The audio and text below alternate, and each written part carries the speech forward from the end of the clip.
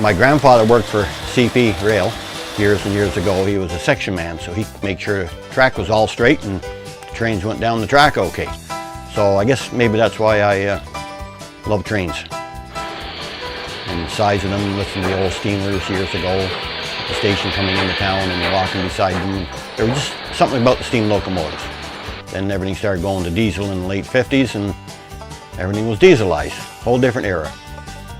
But there was something about the steam era that was just romantic. It was hard for the workers, but it was just not economical anymore. So they had to dieselize everything, which made it more economical to run the railway. This HO layout is in the basement of the house.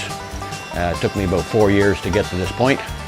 It's good scale, HO, nice to work with. I had most of the buildings already constructed before I actually started the bench work. I had over 50 some buildings. You'd go into a hobby store, you'd see a building that would fit into your era.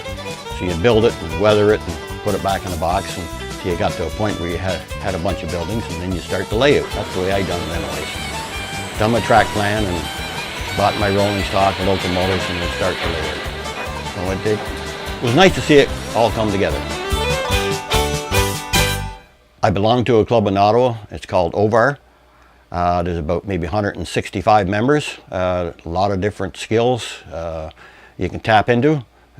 Guys specialize in scenery, electronics, you know, and on it goes. And there's another club I belong to, the large scale club, just into the large scales. So that's two clubs I actually belong to.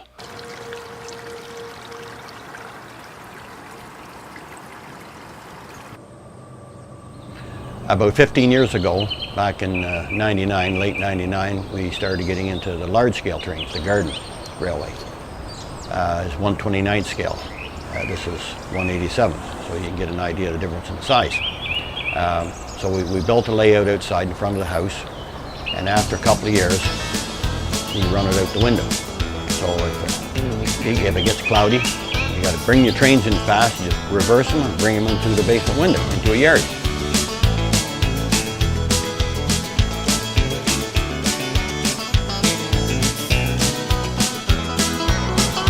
When I was about 10, we hopped on an old pump car. My grandfather, my mother, my dad, and myself, my brother, and went down the track on this old pump car, pumping away, and he got it. We went, maybe 3 or 4 miles south of Spencerville to a blueberry marsh.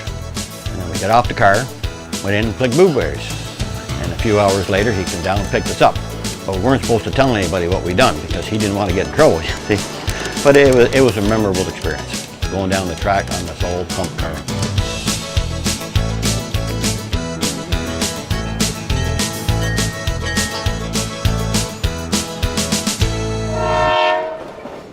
I like all my trains. When I'm buying something, it has to kind of talk to me. It has to be special.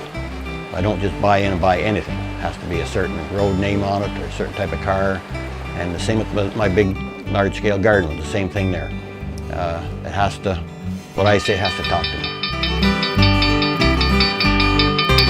The layout outside, which is the garden room, in my guest book I've got people actually from all over the world. Australia, South Africa, all through Europe, all through the States, from coast to coast in Canada, in my guest book.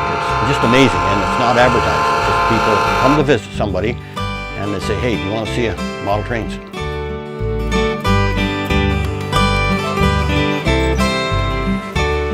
Running the trains, it's therapeutic. Just the sound of them running around the two trains, one going one clockwise, one the other way, and just sitting back, closing your eyes, relaxing, and letting them run. I find that very relaxing. They call me the Trainman, I guess because I have so many model trains. I guess that's where I got the name from, the Trainman.